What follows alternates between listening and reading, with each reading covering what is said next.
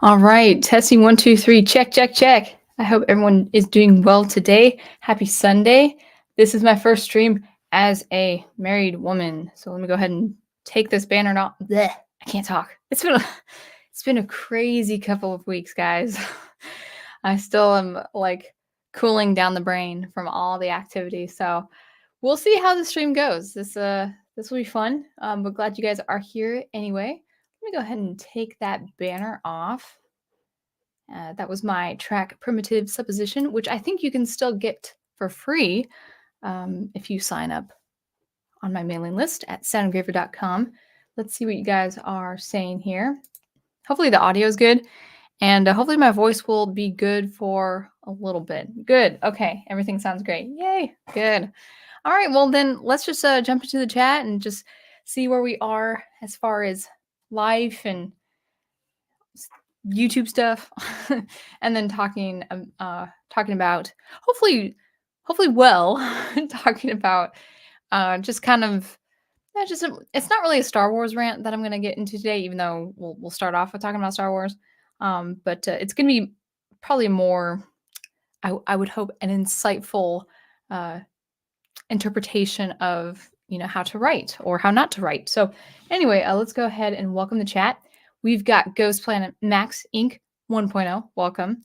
We've got my wonderful member and not only channel member, but husband. Yes, I have a husband now. I have one husband. The husband. Professor Geek. Ready for your wisdom, my bride. Well, hopefully I sound smart tonight because my brain is kind of so yeah, we'll see how it goes. And then we have Brian Gilmartin. Welcome. Thank you for coming. We've also got Final Fantasy Fan 12. Thank you so much for coming. And then Daniel Heron, who is also another channel member. And thank you for joining the stream this fine Sunday. He left a wonderful, wonderful phone message the day before we got married. It was so nice, and we really appreciate Daniel's friendship there. And also been a member for 5 months already. It's crazy. Thank you always for your support. We've got, let's see, we've got Eldridge Fan. Welcome. Yes, it is kind of a Star Wars stream, so good to have you around. I just started, so you didn't miss anything. Yes, my one and only husband. Only. Let's see how everyone else is doing here. We've got Brian Gilmartin saying, one big thing with me lately is having put up a shelf insert in my gaming tower to help free up some space. Well, that's nice. Yeah. So yeah, Brian, on that, like, so we came from like, okay, so last week we got married, Prof and me, and then we had like a 4.5 day honeymoon, which was wonderful. But basically when we just finished a big event, which was wonderful. And then when we got back, we just pretty much hit the ground running. I went straight into teaching and then cleaning up the one half of the apartment. And then just now, not even half an hour ago, Prof finished opening up a little walkway. So our two apartments now are joined, which is great. So we don't have to go outside and go through the outdoor entrances and stuff like that and walk in the rain, and it's good. But we've just been doing projects. So I've been, we've been steadily working, and we've got the bulk of it done. We've got the bulk of all our projects done. We're expecting a couple more items to set up and organize. But for the little space that we have, we're actually making it pretty homey, pretty cozy, and all of that. And and my prof says one and only, or maybe as they said in 1600s America, one and only husband. Yeah.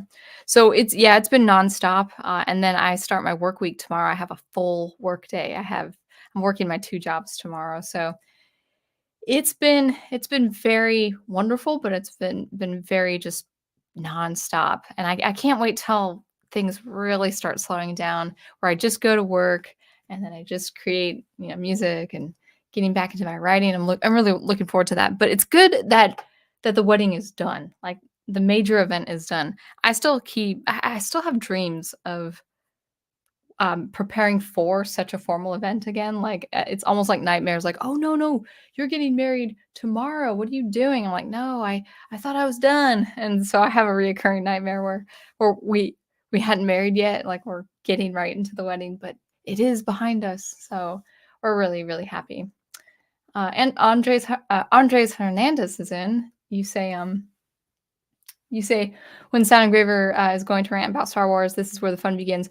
Well, we'll see. We'll see if it's going to be a Star Wars rant. We're going to start with Star Wars, I think, but actually, it's it could start out as a rant, and maybe it'll go into other rants. We'll see, but it's just something I've been thinking about. Well, of course, we're going to start with the Star Wars fan base, so that might even ensue a rant just with that, because Star Wars fans, like diehard Star Wars fans that eat up Disney Star Wars, bursting at the seams with Disney Star Wars, they could be uh, they could be a thing to rant about, but yeah, but it's gonna be a pretty simple topic, and I might not even get to all of my thoughts on this topic. It might be even a separate video if it gets to that point. But yeah, we'll start with Star Wars, as you can see with my avatar. Yeah.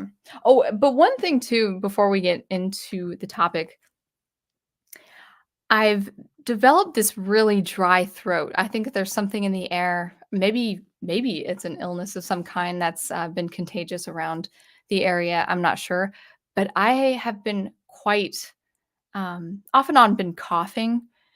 Usually when I sleep or when I'm lying down. So hopefully it doesn't persist. But I do have tea and water in front of me or with me. So if I have a coughing fit, then I'll go ahead and mute myself. But that all said, I don't know how long my voice will continue. I did teach most of the day Friday, so that was okay. But we'll see how long my voice holds up. And then if it gets kind of dry and if I do lose my voice momentarily, then I'll give you guys a heads up and we can end the stream then. But I think we should be good a little bit. It's been dusty opening up that walkway between joining the two apartments. It has been a little on the dusty side. So if I'm kind of squeaky, if my voice is a little high pitched or shrilly, I apologize in advance. Okay, so let's begin, shall we? Well, first of all, let me get a drink of tea, and it looks like we have everyone that we need, who like everyone who loves Star Wars is here. I did a poll. I'll get to my tea in just a second, but I did a poll. It's about 57 votes, which I was pretty proud of. But I did a poll. Hey, choose your Sunday stream, and so about 60, I think, was it 67% people wanted the Star Wars first. And then AI will be next week, so we'll talk about AI. So those of you who voted for AI, don't worry. I'll be talking about AI next time I stream. So anyway, let me grab this tea real quick. So yeah, I kind of wanted to talk to you guys just about something that is really important that you might want to consider if you guys are writers. And I'll be talking about a very specific topic on teachers and how to maybe not go into the detail about how to write a teacher, but basically any characters who are either mentors or teachers. And I talk about this specifically because it's something I haven't really been paying attention to the Star Wars news, but off and on I will see different comments, whether it's comments of from my old Star Wars videos that I posted a few years ago, or just around the bend, just, birds whispering in the trees. And it does have to do a lot with the discourse among Star Wars fans. And we had that recent show that I didn't watch that was Ahsoka. And actually, I think that show really, has really, I'm not using the phrase correctly, melted the mask off certain faces, like the mask of Dave Filoni as being the savior of Star Wars is finally melting off. It's finally falling off. I think a lot of people are saying, okay, we were wrong about Filoni. We were wrong about Favreau. And I'm glad. I mean, I would say you're a little late. I mean, you're a couple years late, but at least people are recognizing, okay, Filoni, even if he's likable to some people, he is towing the line of what Lucasfilm wants, what Kathleen Kennedy wants, what Disney wants, what the Disney executives want, what they want. No matter how much people had really hoped in Dave Filoni, it's finally coming out, especially with this recent, Ahsoka show that he wrote. He had his hand in pretty much every aspect, including the writing. Well, now people are saying, okay, these things with the Ahsoka show just didn't make sense. I actually don't really know the details of the show myself, but I had heard people just be overall kind of disappointed. I would say people who were hoping Ahsoka would be good because of what they had seen with the Clone Wars animated series and Rebels and stuff. That are thinking, oh, well, this will be good, and then I guess it wasn't. I guess it was not received favorably, and also I'm not sure about the viewership, but I had heard it was even less. I think it was fewer viewers than even Mando season 3 or something like that. So I heard the viewership wasn't all that great. And finally, Filoni and his ilk and people who praised him, praised his writing, praised his colleagues and their writing, that it's finally coming to not a close. I think it's gonna be an uphill battle for some time now, but people are just finally waking up. They're smelling the roses. Stop and smell the roses, guys, because it's not what you want it to be. This hope that you had, you need to hope for other things, and things that are not Star Wars related. Just leave Star Wars alone, let it do its thing, and then just continue. Just move on to other stuff, move on to older stuff, move on to older Star Wars. All that great stuff. So, anyway, that was a little bit of a rant, but I was getting back to the Star Wars discourse, the fans' discourse of what's going on, especially with the recent show Ahsoka. And one of the things that I had seen, maybe not even with Star Wars fans, maybe it was articles and stuff, article pieces, what we call the show media, saying things like, well, Ahsoka has to be ultra powerful because she studied under Anakin Skywalker. And so that kind of spread. I think that idea of her being powerful because of her training with Anakin, because of his tutelage, because of his teaching, it got me thinking of a deeper problem, a problem that is actually that runs deeper than just the inconsistencies of Star Wars. But we'll start with Anakin and Ahsoka. People saying, well, no, okay, that makes sense. It makes sense that I'm speaking as a diehard Disney Star Wars fan. It makes sense that Ahsoka would be more powerful than even Luke Skywalker because Ahsoka studied under Anakin Skywalker, who was, at least the time in his history, the most powerful Jedi Knight. And so this kind of permeated this idea of saying, oh, the legitimacy, the validity of her being so good because she studied Anakin under Anakin. It got me thinking, and it got me thinking about the problem with that. That the problem with that sentiment is, well, okay, I have a problem with that. I'll just put it bluntly. Well, I would say there is a problem with this. So let me say that statement again. Ahsoka Tano is more powerful than Luke Skywalker because she studied under the most powerful Jedi Knight, Anakin Skywalker. That actually is a problem because that is incongruent with real life applicability between a student and a teacher, a pupil and a master, a student and a teacher in two ways. And I'm speaking from experience. I'm a professional music teacher. It's been my profession for at least 8 years. So I've got some experience behind me.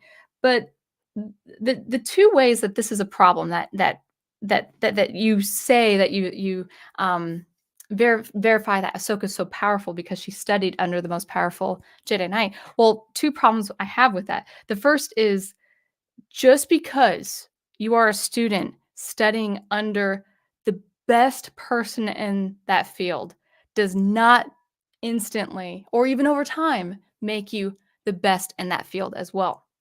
So in my case, I have mastered the violin. I can play all sorts of styles, all sorts of pieces, some complicated pieces, some easy pieces, and I have a lot of good musical expression. I know how to make the violin sound beautiful. So everyone who studies under me, well, should they then be even over time as good as me or even better than me or just capable of playing violin? In my 8 years of teaching violin, the answer is absolutely not. The answer is no. It requires a student to be naturally talented in music, naturally coordinated when it comes to holding the violin and working with the mechanics of producing a good violin tone, and then also just dedication and devotion to that instrument. So you have a lot of things where the student really has to work with to get as good as their teacher, in this case, me, to get to that level of mastery of the violin. So if the student is not naturally good at music or not naturally good at holding the violin and producing the sound, it doesn't matter how much good instruction I give that student, no matter how many weeks, no matter how many months, no matter how many years of instruction I impart to that student. If they don't have the natural musical ability and sensibility, then they will not get to that level of mastery, at least for that instrument. Maybe they can for singing, or maybe they're a good athlete. I had a wonderful girl who was so sweet and she loved violin, but her specialty was going to be gymnastics. She was absolutely devoted to gymnastics. And she was okay on the violin, but she was not going to progress like I knew she would with her athleticism in gymnastics. So you have to factor in natural ability, natural mechanics, or at least good coordination. Actually, I'll just put that under natural ability. So ability, excuse me, let me say that again. Natural ability in the way of mechanics and musicianship. And then the second ingredient is devotion and practice. Now, I have students, I've had just a ton of students in the past. They were very bright. Musically, they could pick up something so well, and they could pick up the violin so well, and they can hold the bow very well. I mean, these are very awkward things at first, holding the bow, holding a block of wood on your shoulder. They're not natural things. And then there were some people, I've had a handful of students that were very good, very natural at picking up the violin, picking up the bow, and producing a good violin tone. But the problem is they never applied that and never applied getting better on the violin. Even as bright as they were with music and learning how to read music, they never practiced. They never devoted themselves to that practice, and therefore they never got any better than when they first started. So you have to factor in two ingredients. I'll recap this. You have to factor in natural ability and devotion, and those two things actually do need to come before absolute uh, good, high quality instruction on my part. Now I'm saying that like, oh, I'm absolutely good as a teacher. No, I mean I want to be humble, but I really do know how to teach violin. I can teach violin like the back of my hand from the very first day for a beginner student all the way to an advanced level student. So I really, it's just comes with 8 years of doing this, every day for 8 years without taking a vacation. But I can't do squat for the student. I can't say anything that will get them better or get them to my level unless they are naturally capable and then they are also devoted. So so in the context of Ahsoka's relationship to Anakin Skywalker, even if Anakin was absolutely a good teacher, she would have to be devoted, and we could see that like with her battles and wars and her constantly being with Anakin. And she would have to be have a natural ability herself. Now, I think for whatever the lore is around Ahsoka Tano, I think they did establish that she was very special. She was very powerful, and she could home in and learn things very quickly. So, I mean, that's out of the way. But let's talk about Anakin. There's another part of the equation where the student could pick up something very fast. The student could be devoted to learning, but just because their assigned instructor is good at something does not instantly make them a good teacher. And you've probably heard the phrase, those who can do, those who can't teach. So those who can, comma, do, those who can't, comma, teach, which is a lot of bull, by the way. um, there's this idea that, oh well, if you can't do this specialty, if you can't, whatever it is, athletics or music or art, whatever the case is, well, if you can't do it, if you can't act, a major role on Broadway, maybe you can coach someone who will be the next great actor or the next great singer or something like that. And I don't know where that came from, actually, to be honest. Probably an entrepreneur or someone started with that quote. But it's a real sticky mindset to have, to think, well, if you can't do this, hey, at least you can teach it, because teaching is its own specialty. It takes a lot of years of homing in on how to teach correctly. You could be a master at your craft. You could be a master programmer, for instance, but maybe you can't teach programming. Maybe you can't teach computer science, to the effect that you just can't communicate what you know to the person. It's not, to be a good teacher, it's not really what you know. It's how well you communicate what you know, even if that's a very little imparted to the student. So teaching is its own separate specialty. This is where I have a problem with Anakin Skywalker, because he's a very capable Jedi Knight, but you don't really explore in the way of, at least with the animated series that had been the Clone Wars, you don't really explore him knowing how to teach. And it's really not Anakin's fault. It's not Anakin Skywalker's fault as a character. People often, unless it's a very specific character in fiction, people just kind of assume, oh, sound older, sound smarter, sound wiser, sound more experienced, and then there you will have your teacher character. And I would say those need to be factors. I think the person needs to be older to be a teacher, at least a generation older, if not an older brother in this case, or a lot more experience. So maybe someone who is presented to us, like with The Empire Strikes Back, with Yoda, for instance. Oh, we can see he's trained for 800 years. We see he's old. We see he's a little bit uncanny. He has a very cryptic personality at first, and then he, of course, says things that helps. These things help Luke Skywalker train to be a better Jedi. And we don't see like a training montage or anything. We sort of accept that, oh, okay, this creature Yoda, he's been doing this for hundreds of years. We accept that he is older, he has experience with the Force, he will train Luke Skywalker. But when you're going through a television series, show after show, episode after episode, at least from my memory, I didn't see Anakin be able to teach or be able to train Ahsoka. Now, again, that's the writer's call, really. That's Lucasfilm, and that's their call to say, hey, we got to actually make Anakin Skywalker know how to teach this Padawan, Ahsoka Tano. I mean, I don't even think they did it that well with Kenobi, really, for Kenobi being the master of Anakin Skywalker, and Skywalker being his apprentice.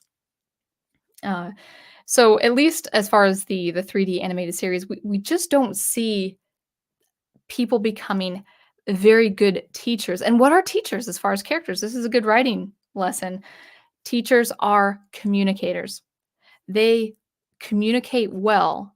So I would say the better the communicator, the better the teacher.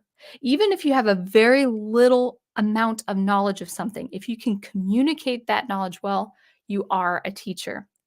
If you have a mastery of something but cannot communicate effectively and impart that same knowledge to another person, then yes, you are a master in that, but you are not a teacher in that.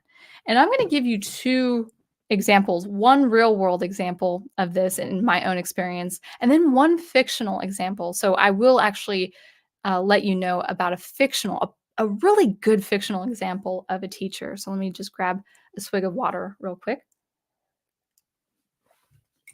and a swig of tea, if you don't mind. So I'll tell you my real world experience first, and you guys, for a number of you, most of you, if you've heard about my stories with involving Super Collider, you might have already known this story, but maybe I'll discuss it in a little bit of detail. Well, Super Collider, if you guys seen my Super Collider videos, it is a computer program that really not issues. What am I trying to say? I can't communicate that well. Basically, SuperCollider is a C plus based object-orient based program that works in sound synthesis. So you're working pretty much exclusively with code and blocks of code and unit generators and terms and functions and all of the stuff that goes into that language that is computer science. Now, I love SuperCollider, and I've always wanted to work in SuperCollider because I just know it has absolute amazing potential when it comes to sound and sound synthesis. But when I was in graduate school, well, actually, I learned about SuperCollider, the program, in my undergraduate studies at the University of Washington, because a lot of the professors that I liked and a lot of the doctorate students I liked, they worked in electronic music, and that was their software, SuperCollider. Things like Max MSP and Pure Data, that was a whole other slew of teachers and professors in Milwaukee, and I never picked up those bits of software. But SuperCollider I was very attracted to, and one of my professors said, even as an undergrad, he said, "Hey, you're capable. Go take this class." And I'm like, "Yeah, I'll take a year of SuperCollider because I really want to learn this program." Well, it was 3 quarters of this class: SuperCollider 1, SuperCollider 2, SuperCollider 3. So I took SuperCollider 1 in the fall, and it was divided. This class, now that I think about it, was just an awful idea of a classroom setting, because the class was for music majors as an elective, but then it was also for science majors, and really specifically engineering, because it's computer science. And so the class was comprised of engineers and programmers and musicians. Now, we had 2 instructors. The main instructor, he was a nice guy. He could compose for what he could. It wasn't the best music in my opinion, but he could compose music, and he could compose music using SuperCollider. And so he knew music as well as the program and the syntax and the language. But what was the problem with his class wasn't so much his instruction, it was just he was using the same lectures and the same instruction for 2 different kinds of people. Musicians as one kind, who might not know anything about programming, as it was the case with me, and then engineers and programmers who knew nothing about music composition. And so he was trying to effectively teach a class using the same language, the same way of communication, to 2 very different kinds of people. And so I remember sitting in that lecture, like most of the lectures every week, just kind of like slumped in my chair. And then he would talk about something in the line of code or something like that. And I could hear the programmers just nod. Oh, yes, yes, yeah, I get that. I get that. I'm like, what are you guys talking about? And then they wouldn't know anything about how to convey that in a musical application. And so we had another instructor who worked the labs. So sometimes we would have lab classes or, lab sessions. And he was this, I'm not speaking anything against, Greek people. I think there are some people from Greece who follow me, and one of my favorite artists is from Greece, Stefan Torto, but a very particular personality, very assertive, very like just dry and like get to it. And I would ask his Stelios was his name, and I just remember him. He was just this no nonsense uh, guy, and with this very thick accent, and I said, "Hey, Stelios, I don't. What does this mean? You said I could do two of these in two different ways." He's like, "Yes, that's correct. You could choose which one." I'm like, "But which one's better?" There's not, like, "But which one won't explode the machine?" And he's like, "You're not gonna explode the computer." I'm like, "I've heard loud sounds. I know I can create loud sounds that are gonna damage my ears." I didn't say it as, like, pleading like I'm saying it now, but I was really scared that I was going to input something in the code that would really blare through the speakers because SuperCollider, if you're not careful, SuperCollider can be actually a very dangerous tool to work with if you don't know what parameters you're working with. And so he got really mad at me because he's like, "Just do this. Just do it. Don't think about it. Just do it." I'm like, "I need to know why this is working in this way. What is this term? What is this function? I don't know. I can't understand it." And he was very impatient with me. I remember him being very impatient with me because he was a programmer who was kind of dabbling in music. I was a musician dabbling in this program. So that first fall semester, I passed. Oh, it was the worst class. I would be just tearing up, my eyes staring at a computer screen at 4 in the morning, just composing these awful sine tones and stuff like that. I'm like, okay, I can make a chord of sine tones. And then the end project for me was just awful. And I passed the first class with a 2.1, so just passing the class. The second class, it was 5 weeks of lectures before I'm like, "You know what? I'm gonna absolutely fail this class. I have no idea what they're talking about, and I've got 5 weeks to pull out of the class and withdraw from that credit before I lose the money," because I was paying for classes at the time. And so I could have failed that second class. I had I continued that second SuperCollider class, I would have failed.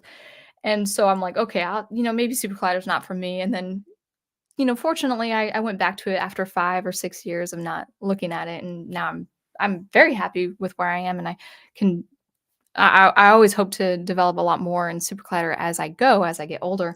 But the whole point of that real life application was these two instructors knew how to work in SuperCollider, and even the main instructor knew how to compose music pretty effectively with SuperCollider. But he was trying to speak music to programmers and computer science to musicians. That's not an effective way of being an instructor. That's not a good way to be a teacher. He unfortunately, at least with me as a student, maybe not with other students, he did fail to properly communicate what he needed to communicate for me to understand. So he, kind of like with Anakin Skywalker is a capable Jedi Knight, but that doesn't mean he could teach and train how to be a capable Jedi Knight, or in this case, my instructor, teaching me how to work in SuperCollider at the time. So that's the real world application.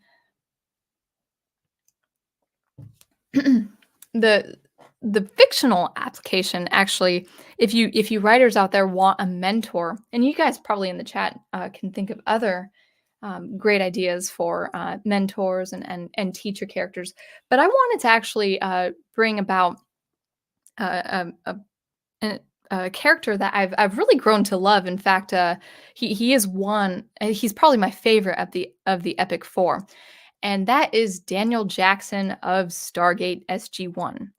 Daniel Jackson is a very good example of a teacher character. Now, he's not. His vocation isn't really instruction. It's not teaching a class, even though he has, yes, experience teaching lectures. And I think in the original movie, I think it's implied he's a doctor. He's a doctor. The science, the specific science, I think it's either anthropology or language or sociology, but the civilization and language.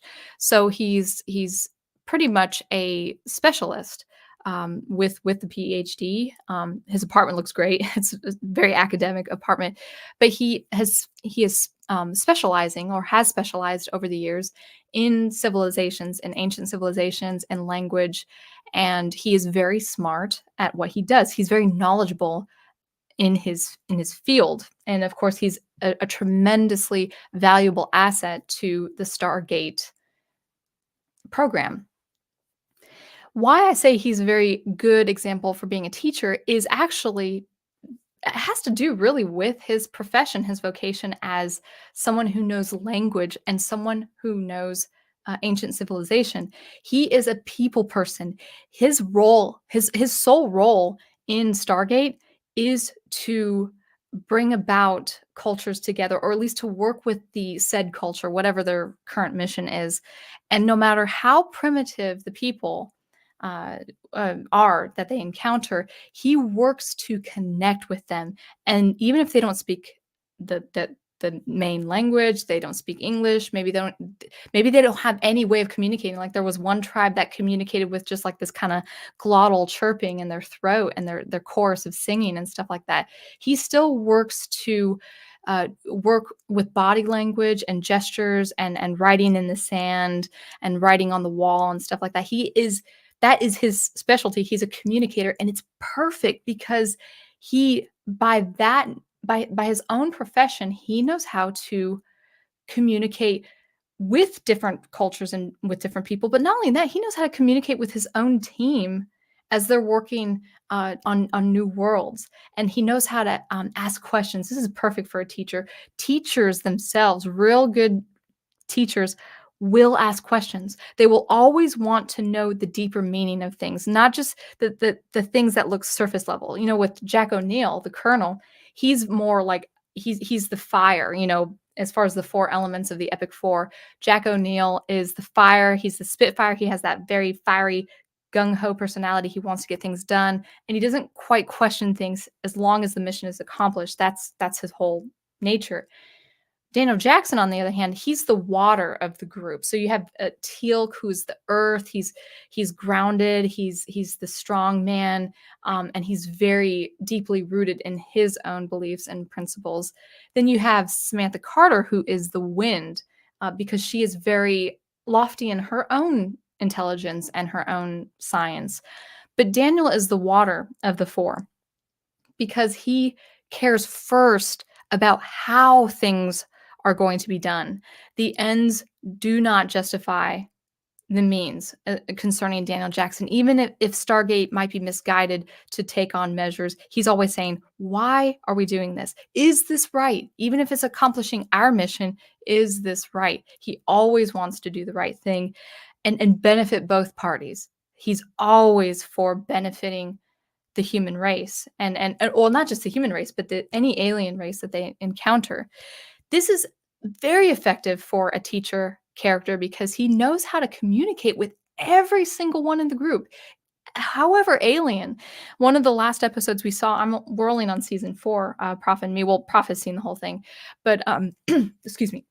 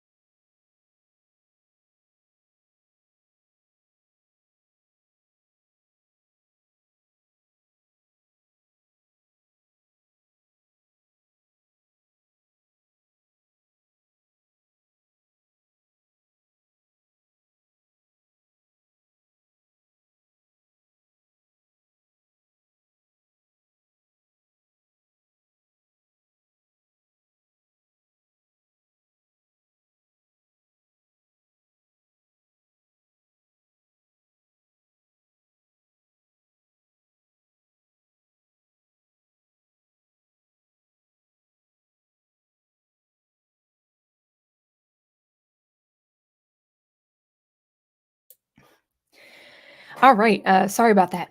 I might still be coughing just a second. One moment.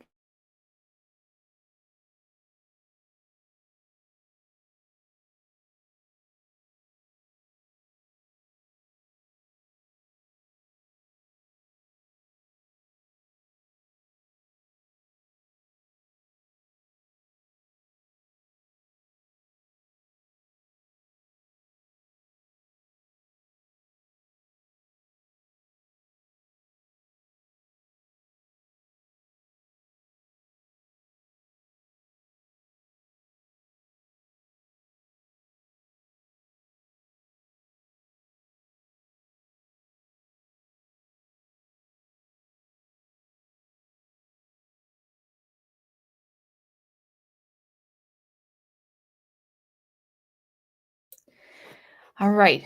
Can my voice come back? Okay. I think I'm better. But yeah, I just blew my voice from a coughing fit there. Anyway, let me grab some tea real quick. There's something in the air. I think it's like the worst attack of sinuses, or maybe it's an illness. I'm not sure. I feel fine, but whew. But if that happens again, I might have to end the stream early. But anyway, we're talking about Daniel Jackson being the water of the group, so he is definitely the most effective communicator.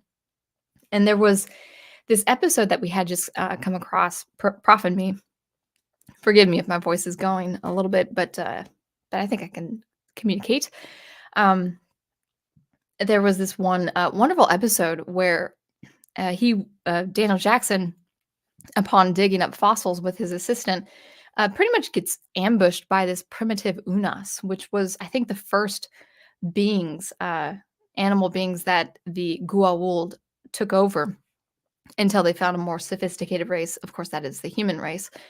And he's ambushed and kidnapped by this male Unas who can't speak. You know, he only grunts and says different vocal cues, of course, that the other primitive beings can communicate with. But Daniel Jackson is completely in his element, trying to communicate with his captor, and it's a really beautifully played out episode, and it's just about him going down to the very fundamental communication, basics of communication, to try to reach excuse me, to try to reach out and effectively, persuade his captor, saying, "Hey, don't kill me." And there are these moments of, understanding, mutual understanding between the two. So, ooh, excuse me, forgive me. But anyway, so Daniel Jackson is really a prime example, I would say, who is not only a communicator and a master, specialist with ancient civilization and language. He is a teacher character. Now, another person who is pretty much the same level of intelligence is Major Samantha Carter. She works in physics and astrophysics, and she works more into the engineering aspect of the team. And so, because of her high intelligence, she is the wind. She has kind of that lofty air, not in an arrogant way. She's a very likable character, but she's kind of on. She has, I would say, her head in a way. A likable fault of hers is her head is kind of in the clouds when it comes to her intelligence. Even though she's on the same level of intelligence as Daniel Jackson, just with a different science. She's different from Daniel Jackson in that she cannot properly communicate what she knows to other people of other specialties. And this, it's kind of a gimmick. It's kind of part of the comedy, especially between her and Colonel Jack O'Neill, where it's too much vocabulary, too many science terms, too much of a very hard language, hard science language, where he just doesn't want to listen to her when she goes into the science speak, because she's basically, it's kind of funny. In some ways, I'm like her, where especially with SuperCollider or something like that, I'm reiterating what I'm learning or what I'm discovering about SuperCollider in the way that Samantha Carter does with her astrophysics and her engineering, where she's trying to solve problems, and she loves solving problems, but she does not know how to orient herself down to I wouldn't say lower level of intelligence with other people, but that's just not their specialty. And so, unlike Daniel Jackson, she can't communicate. She's not a natural teacher. Now, of course, that's just not part of her character. If she was a real life person, then of course she could practice teaching and stuff like that. But she's not a teacher like Daniel Jackson is, even though she's just as intelligent with her different science, field of sciences. So I thought that was a really good example where, for people who want to write teachers or want to write mentors, is to look at someone in the fiction world like Daniel Jackson, who is a communicator. A teacher is not so much what they know, it's how well they share what they know. That's pretty much what a teacher is. And I've only, discovered that for myself, like teaching the violin from the 8 or 9 years of experience teaching violin. Um, Being a teacher actually is quite difficult, and just like an instrument, it does take practice. Specifically with me, I'm one-on-one with my students. I don't teach in the form of a classroom. I teach 1/2 hour, 1 hour lessons every week, and every single person, a different age, a different background, a different language, a different speciality. Not speciality, a special need.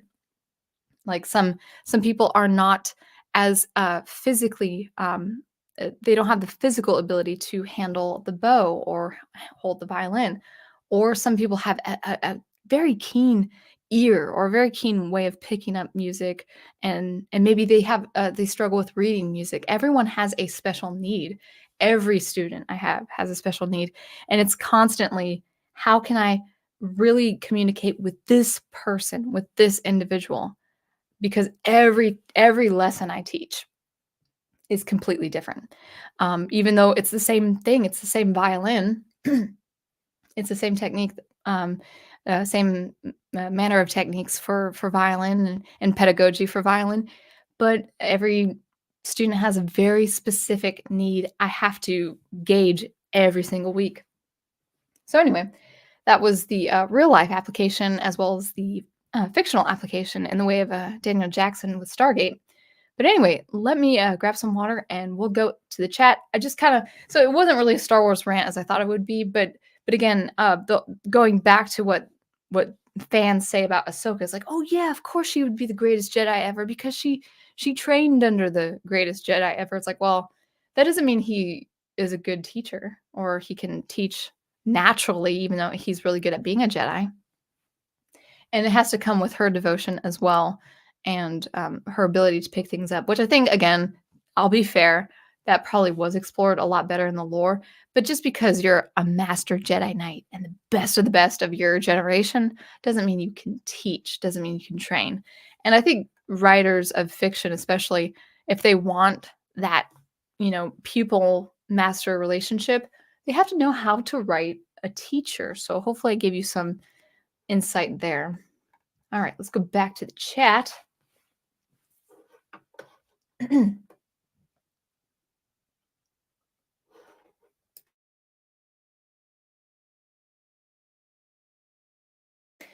Before I lose my voice. Hey, Ninebreaker, good to see you. You say technically Anakin was still a learner when Ahsoka came along. Knights are not as skilled as masters. Yeah, and that's another thing too.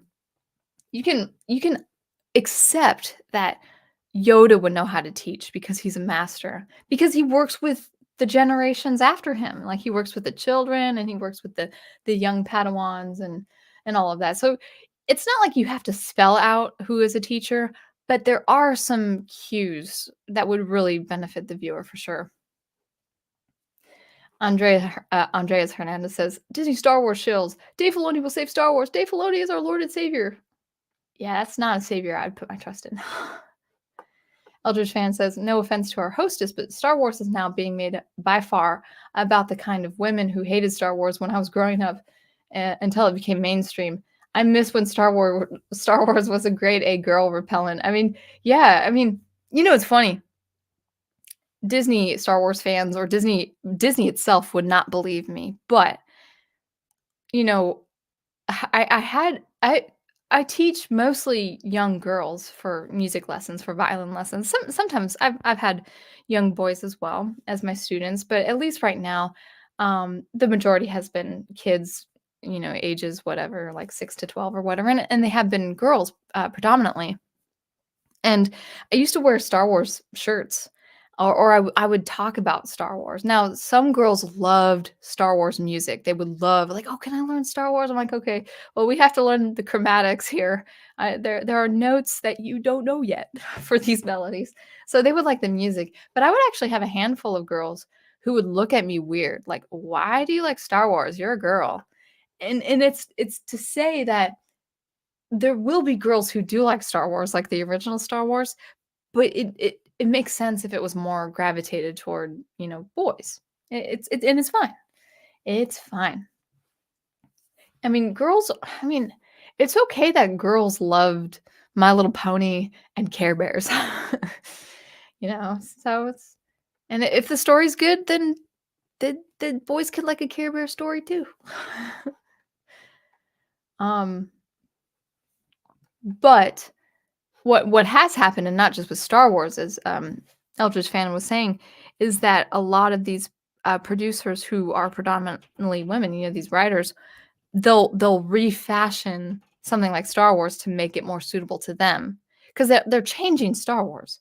They're not making Star Wars more accessible to a different demographic. They're actually changing Star Wars, um, and Filoni is helping them with that.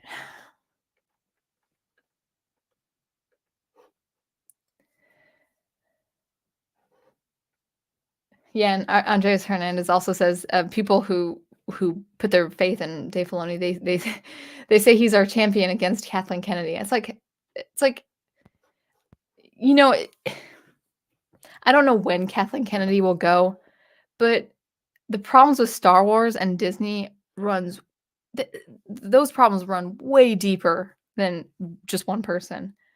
Like, when she's gone, nothing's gonna change. So, Brian Gilmartin says, "It's not enough to sound older or wiser, you actually have to be older and wiser." Yeah, and I think that's true. I mean, I don't know this show. I know a lot of people in the chat would know this, but, uh Iroh from The Last Airbender, I know a little bit of him based on video essays I've seen, so he would probably be a good example of that too. Even though I can't, support or not support the writing since I haven't seen it yet, but I could picture someone like that as well.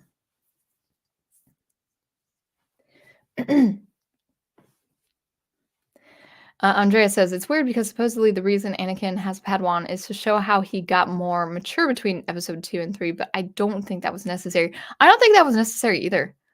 The thing with Anakin Skywalker is he already had his own conflicts.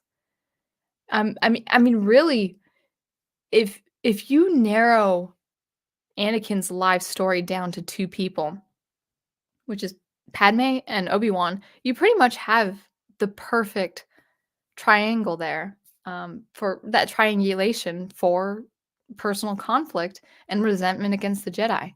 You I'm not against him having a Padawan and then losing his Padawan, before, episode 3 as far as the films are concerned, but they it is so weird how attached they made Anakin, to Ahsoka.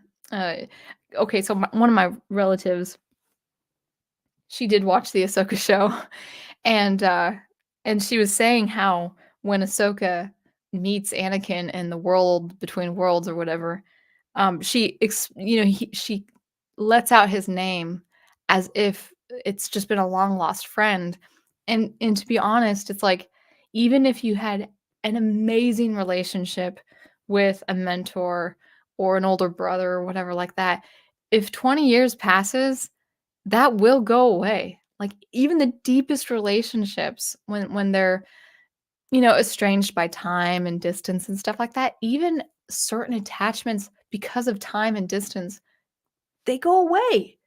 And you could still love that person, but they go away. And so she thought it was very weird how she was just breathless to say, "Anakin." It's like, this is weird. How many years has passed since that? So, Filoni should just straight up say Ahsoka is Anakin's adopted daughter and just be done with it, because that's how the relationship has become, and it's so cringe, it's so weird. It's not so it was again, her I will always say this, her arc closing at the end of season 5. I don't agree with what they did with Barriss Offee or Offie, whatever her name is. I don't agree with the bombing. I don't agree with the trials, the way I mean, you could work with something like that, but definitely not with Barriss. That was so stupid. But anyway, whatever happened at the end of season 5, that could have been so just done. Like, "Okay, bye, Ahsoka. I'm crying because I know I'll never see you again." And then she comes back. It's like, "Oh, I didn't have to cry." It's like the music. I remember how sad that music was. I remember how dark and sad and morose that was. And it was great. And then she comes back a year later, and then she keeps coming back. And it's like, why don't people just close the character stories, have a closure, be finished? And that's all I'm saying. I hear my husband. All right. Speaking of my husband, Professor Geek says successful heroes need a true archetypal mentor, and Anakin has never met the mentor archetype or met the mentor archetype requirements. That was Obi-Wan in episode 4. Agreed. Agreed. Yeah, and I think Brian tops it off with saying, yeah, Anakin was the poster boy for a cautionary tale. He was absolutely a cautionary tale. And now they're trying to make like all the Disney Star Wars fans are trying to say like Anakin was the real hero. It's like he was the fallen hero. His his end was tragic, and then he was redeemed by his son, who was the real hero. Easy, easy. That's what Star Wars is.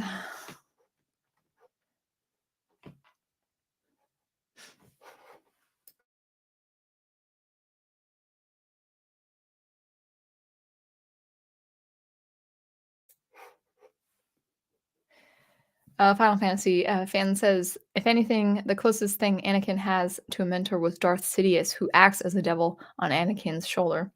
Yeah. Yeah, the wrong kind of mentor. That's the thing, is like you could have a really insidious mentor character too. A good guy and a bad guy. Yeah. But truly the mentor archetype would be the paragon of virtue. So that is something to work toward. But an evil person could still be an effective teacher, an effective speaker, someone who is what's that word? I heard a word recently, and I think it's a word. The word rhetorical, rhetoric, rhetorician, like the practitioner of rhetoric.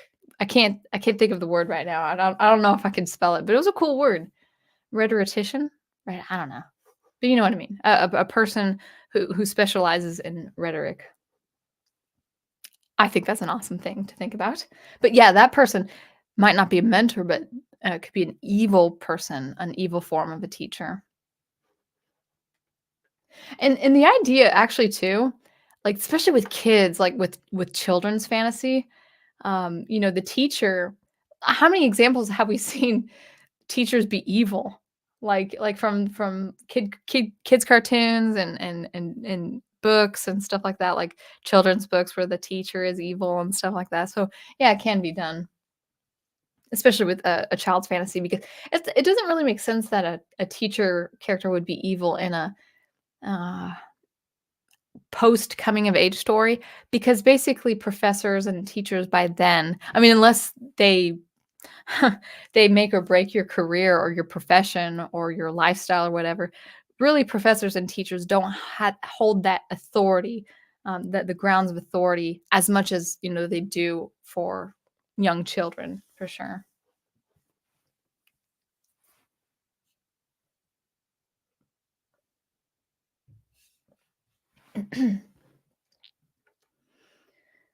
Hello, coffee. Oh, my voice is giving. Good to see you. Private Eye. Oh, welcome, Private Eye.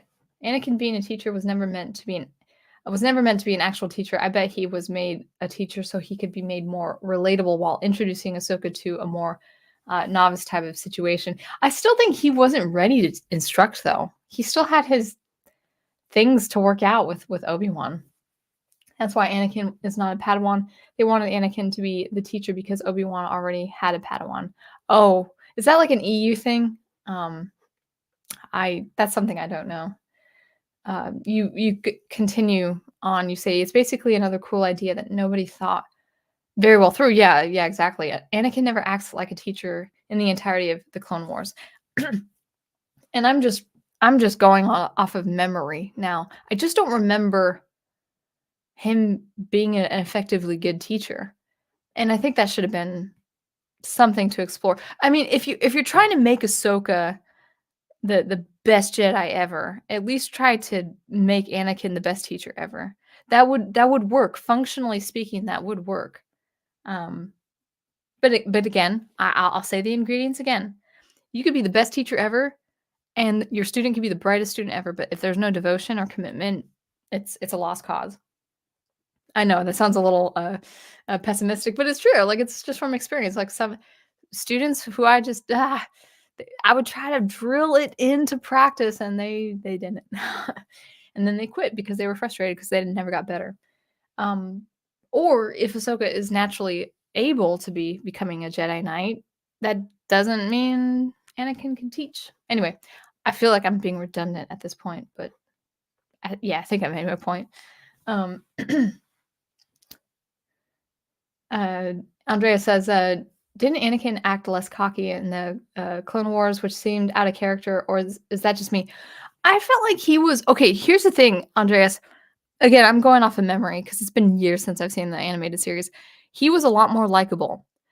Here's the problem, though. Like I liked him a lot more than I liked him in the films, but that can only go so far because he still has a tragic arc. He still falls. He's the fallen hero. He doesn't make it. He does not he has to wait years for his son to redeem him and for him to fulfill his destiny. So it's he should have always he could be likable, especially with, his relationship to Obi-Wan and Padme. So there's that. But that should have made the tragedy all the more bitter. The the problem with going all the way through season 7 with the Clone Wars is that he was likable all the way up to the point to the killing of Count Dooku, to his killing of Count Dooku.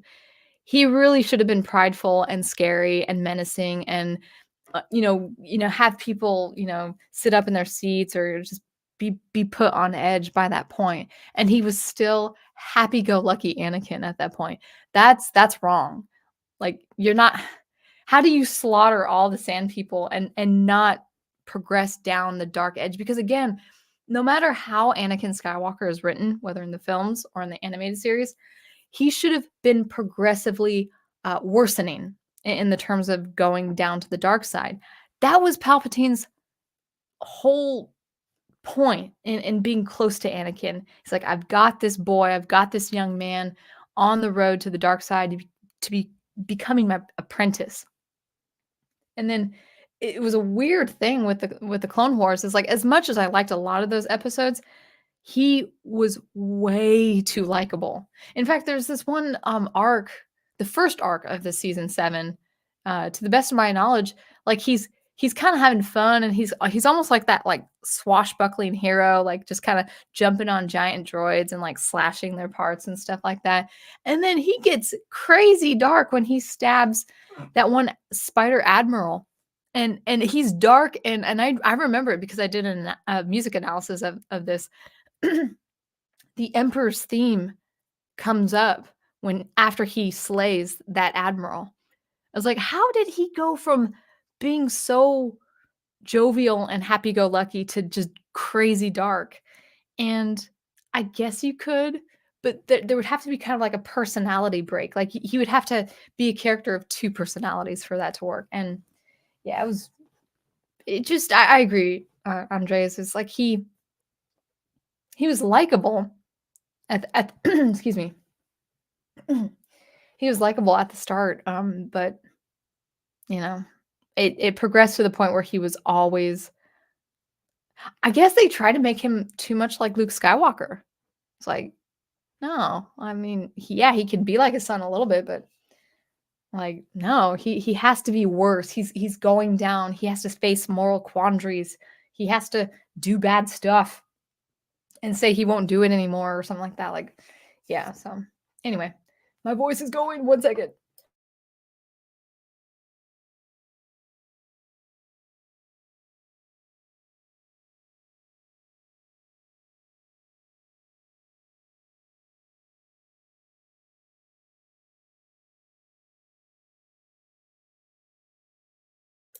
All right. Final Fantasy fan says Looking at Tolkien's Lord of the Rings, there are a lot of mentors in the world of Lord of the Rings. True. Especially with the elves, yeah. I will say, guys, probably in the next 5 or so minutes, and not because I want to end the stream, but my voice might not be holding out. But yeah, let's kind of see where you guys are going with this. Samuel Proctor, welcome. You agree that Iroh was definitely a great example of an effective mentor. Took some time for it to get through to Zuko's thick skull. I do want to point out, Samuel Proctor says, sorry guys, I have to clear my throat. I think Dave Filoni's, so Samuel Proctor says, I think Dave Filoni's best work was the handful of episodes of Avatar: The Last Airbender Season 1, an original show that had no pre-established lore for him to bulldoze. Well, good point. And the other thing too is he may be credited as a writer. That doesn't mean he's written. I'm not talking about The Last Airbender, but there were so many writers for the Clone Wars animated series, different writers. I mean, that's actually kind of common for long, seasons, of television series that continue expanding from, seasons 1 all the way to season 10 or whatever. That's quite common.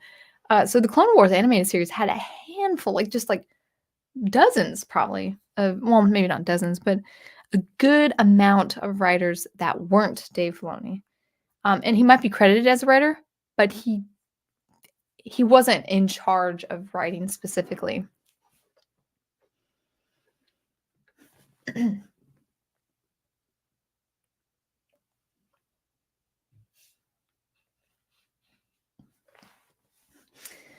I agree with Andres Hernandez about Hayden Christensen.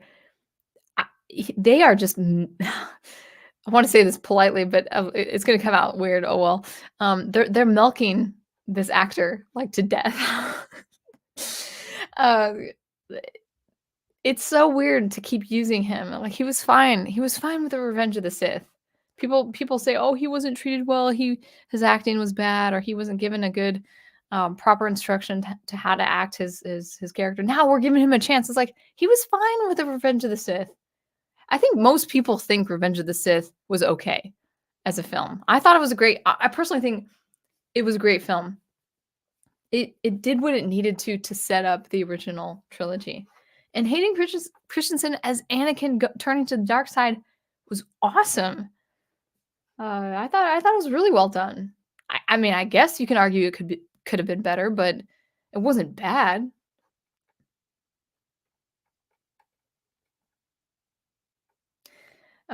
Stunning and brave Megatron. Good evening.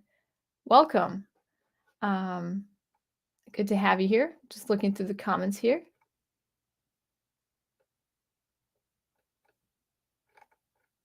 Off the topic. Oh, Andrea says off topic, but I'm curious about your thoughts as someone who encourages independent work. What are your thoughts on the new Daily Wire Snow White movie starring Brett Cooper? I have no idea.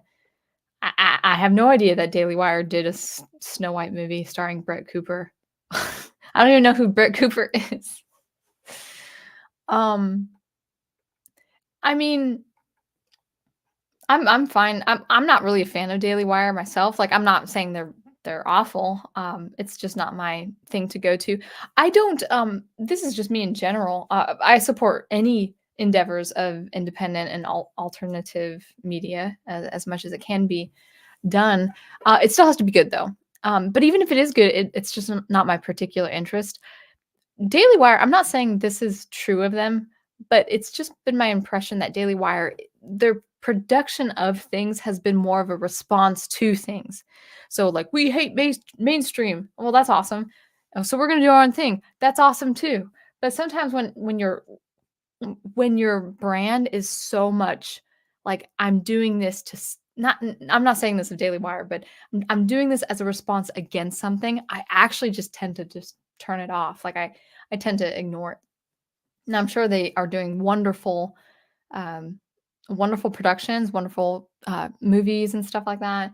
Of course, they had I don't even know what it's called, but the one film starring Gina Carano, which is awesome. But it doesn't need to be we're we're like showcasing, haha, we've got Gina Carano now because Disney mistreated her. I'm like, cool. Well, that's her choice. That's cool. Um, I tend to just like projects that really are just doing their own thing, not because of something else, if that makes sense.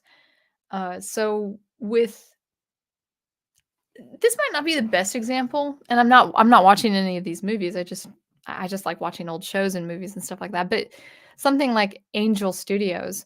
Now, obviously, they hit the ground running with their uh, Sound of Freedom film, and then now they're making a sci-fi film that looks pretty good. It looks good.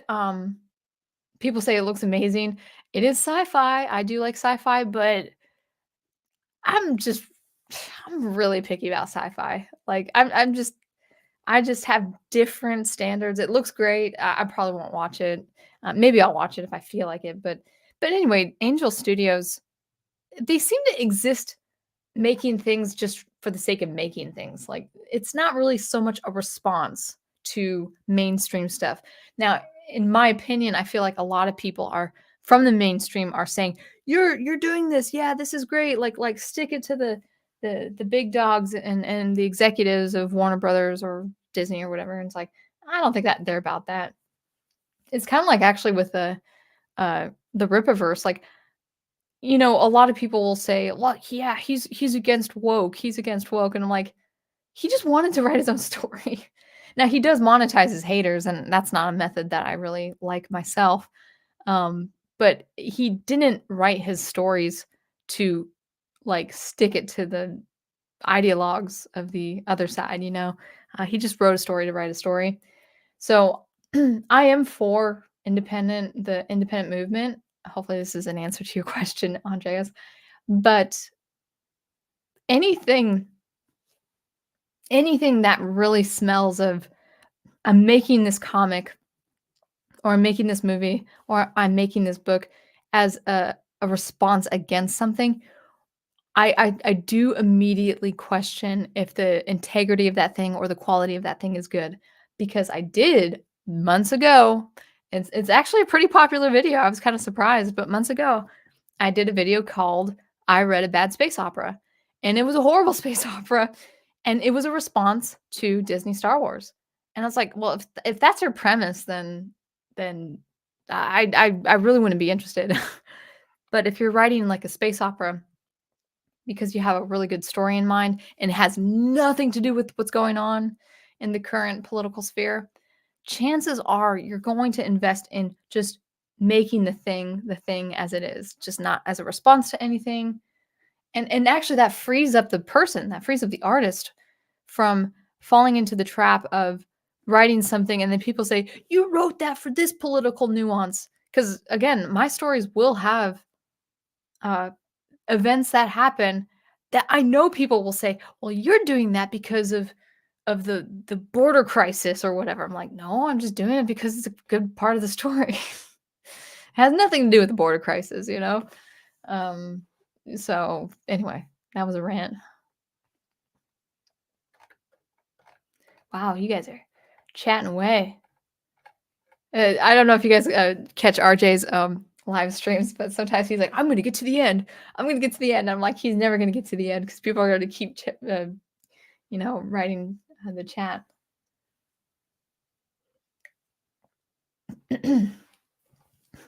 Dwayne Asher, I'm not into things like Five Nights at Freddy's. It's like I like pop culture, but I don't like every aspect of pop culture. And that's just me. That's not saying, oh, that's bad media or whatever. That's just not my cup of tea. Moving along down. Um, let's see. Continuing on just a little bit.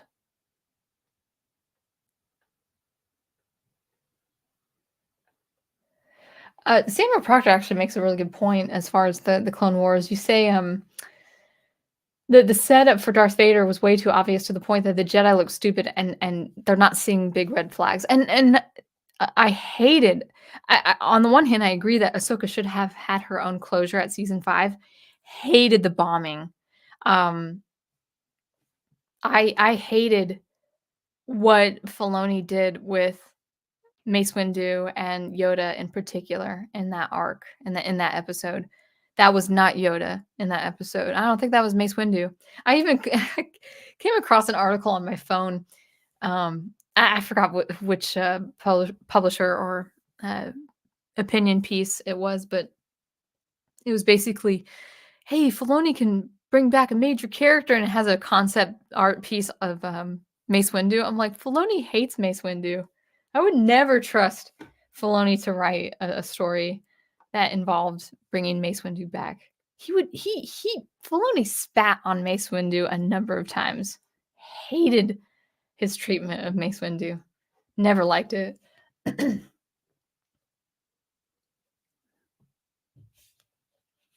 Brian Gilmartin, that's wonderful. Honey in my tea. Yeah, actually, when my voice goes, yes, honey is good. Honey is actually really good for the throat. What I like to do too is ginger root, but I don't have any ginger root. But I don't think I'm sick. I think it's just this weird thing. But yeah, maybe I should get ginger root and honey. Actually, sometimes I will boil straight up water, put ginger root and honey in it. That's very good. Stunning and Brave Megatron says, wasn't it George Lucas's daughter that wrote the really good episodes? I don't know. I don't really know the history of who wrote what. Interesting, yeah. Ninebreaker says the Daily Wire's Snow White has only just been announced. Looks like they're trolling Disney, but I'd rather they tell a better story with a more obscure grim tale. Interesting. They should just focus on, like, here's the thing, it's like this gives me the impression that Daily Wire just wants to like monetize reactionary things. Like, we're doing a Snow White film as a response to Disney Snow White. It's like, why don't, like, actually, who was it? Who was it? Metatron or something like that? Someone, I think Metatron had a beautiful campaign of just beautiful medieval art of old folktale, and I think Snow White was one of the stories. The book had the most exquisite art I had seen in a long time, and it was a little too, we were paying for the wedding, so I really couldn't splurge on any campaign at all. But uh, I hope the campaign has gone well in his case, because the art and the calligraphy was so exquisite. It was so stunning. And I was like, yeah, if you want to do Snow White, do it for something like, oh, I can make a beautiful representation of the old story. Whereas with Daily Wire, I feel like okay, maybe a slight rant on Daily Wire. It's like uh politically speaking, the Hershey's chocolate bar company, like, they had that scandal or whatever. So talking about Hershey, the pronoun her or whatever, and it was for the milk chocolate wrapping. And Prof and I actually we like the dark chocolate, so fortunately they didn't like cover all of Hershey's with that nonsense. But we were thinking about leaving even the dark chocolate Hershey at one point, and but the packaging is normal, so that's good. But I think Daily Wire released a chocolate bar or something like that, and they're like, oh, interesting. I'm like, that's interesting. We look at the price, okay? We look at the price. It was like $24 for 6 chocolate bars, and I'm like, who's your audience? It's like, we get Hershey's because it's cheap. And then it was like 6 or 7 times the amount of the cost. It's like, no. Sorry, you just dissuaded us from not leaving Hershey's. Thanks, Daily Wire. Oh, Ghost Planet does say Snow White is public domain. Fair enough. Yeah, that's good. That is good.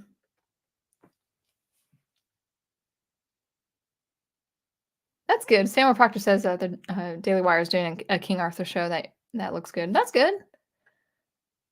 Yeah. All right. Continuing. Yeah, I haven't seen The Chosen, Samuel Proctor.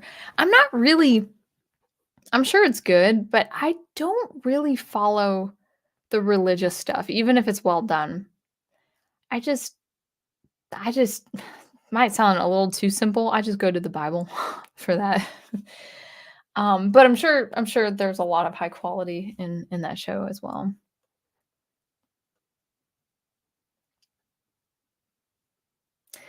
Stunning and Brave says, "Yeah, the idea should be to keep me from even thinking about new age garbage. I like that too. Leading the premise that you're doing something despite the mainstream turns me off as well. Yeah, it's not. I get why people do it as far as marketing is concerned. You're gonna have a market, but here, and this is a big but.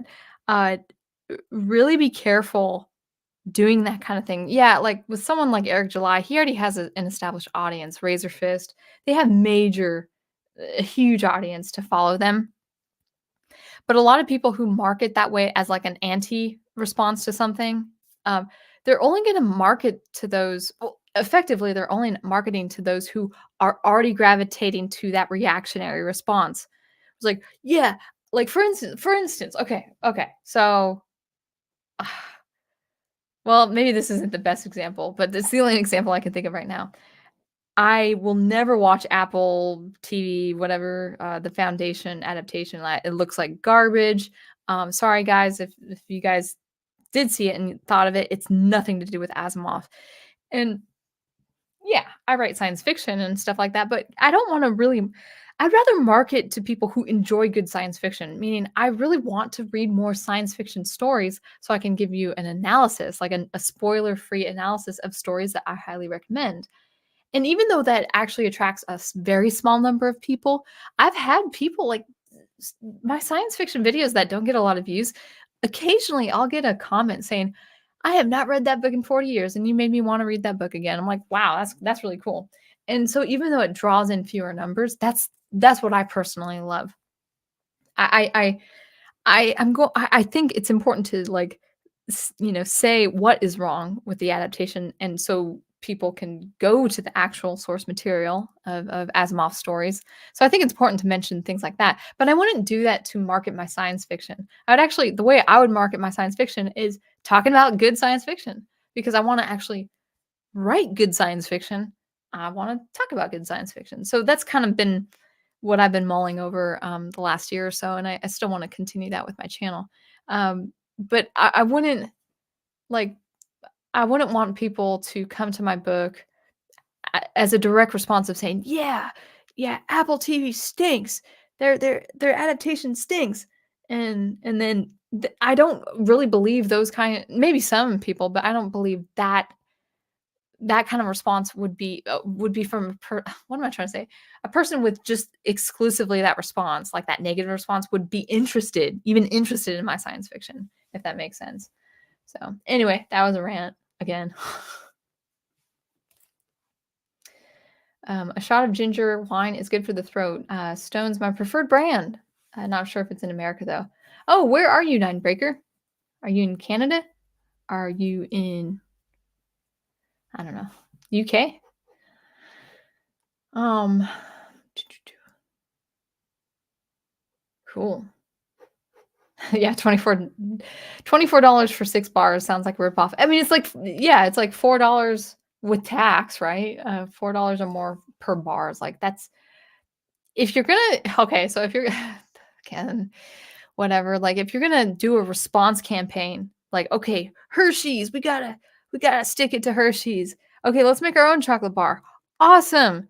But guess what? You're gonna have to make your own chocolate bar with the with a comparable price. You can't make it 2 or 3 times more expensive. You maybe 1.5 times more expensive.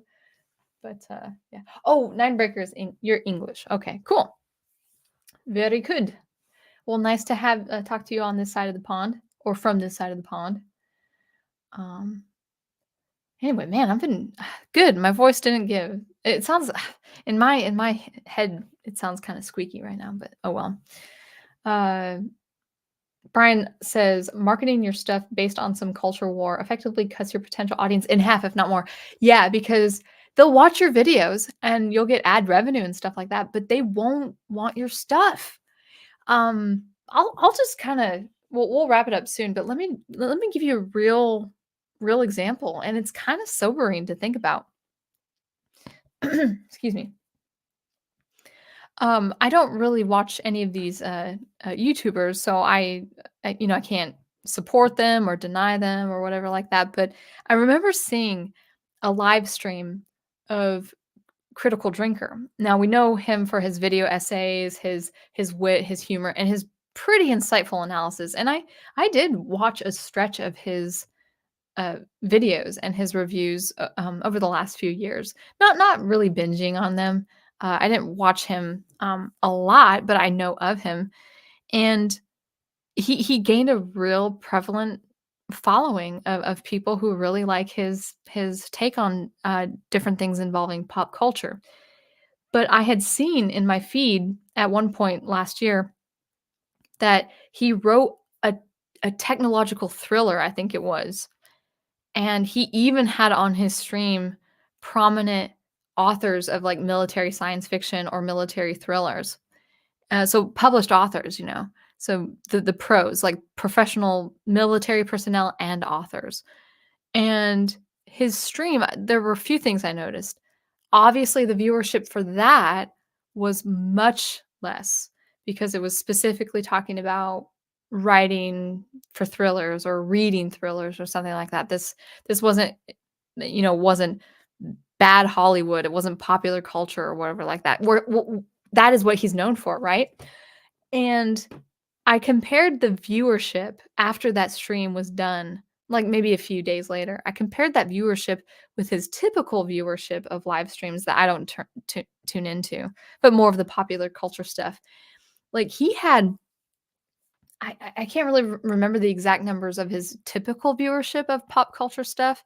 His live streams, I think, averaged, I could be wrong about this, but I think averaged like 80,000 to like 100,000 for his pop culture live streams. Maybe less. Maybe his live streams were much less than his typical videos. But it whatever the number for his pop culture live streams, the number for his promoting his own technological thriller book, 12,000. It was at least I hope I'm right in my memory of this, but it was like a fifth less, maybe even like 1/10 less than what he's used to getting as far as viewership. Because people, his main core audience is just the response against Hollywood. And great, he's making money. He's making revenue for that. But if he wants to create an audience for his thrillers and his fiction writing, he's going to have to like really home in on gathering a core audience that would support his work there. I don't think a lot of people know his actual name besides his YouTube name. So, and this is nothing like against him, who he is as a person and as a YouTube personality, but it is very important to understand that it's not good to like market yourself as like a cultural war commentator if if you want to do something more. If you want to just make money doing that, then that's your profession, fine, that's cool. But if you actually want to create an audience that would be hardcore fans of your own fiction, you have to really pinpoint what makes that fiction count, what art you're inspired by, what is good fiction out there, what is good television out there and stuff like that. Then you'll create, it's going to be a smaller audience, but it's going to be an audience of people who really um, who would be interested in your art, who would be interested in your writing. Smaller numbers, but more important, I think. I think that would be a more important established community. Gigawatt 1.21 channel member. Thank you. Thank you for your congrats. It's been good. We're getting the bulk of everything done within maybe by Thanksgiving. But yeah, a lot of good stuff. Thank you, my third channel member. Yeah. Also, just as a reminder, I just have I have one tier. One tier. Is that how? Okay, let me say that again. One membership tier. If you wanted to support my channel, uh, right now it's just the perk is that you get your name at the end of my commentary videos. At the end of those videos, so it's $1.99 a month if you wanted to support my channel. But doing pretty well. Doing pretty well. Let's see what would be on the dock for this week. Yeah, I can't promise anything. I would love to do something music related, something SuperCollider related, but that's gonna take a little time just because of all the house projects we're doing. Maybe I'll think of I'd like to think of something for something music, something related to that. But in any case, I will start working on content, even if it's longer form, even if these videos do take a little bit longer to produce. I've got a good Asimov analysis video I need to work on. So it's still going to be a little bit more, okay, we're streaming because anytime I have extra is either to a house project or to composing music or to writing if I'm not working. But I'm starting to work again. Well, I started Friday, but I'm definitely having a full work week this week. Gonna be interesting. I work from what 10 to 8 p.m. tomorrow, 10 a.m. to 8 p.m. tomorrow. My first job, and then I teach, and I'm gonna be tired.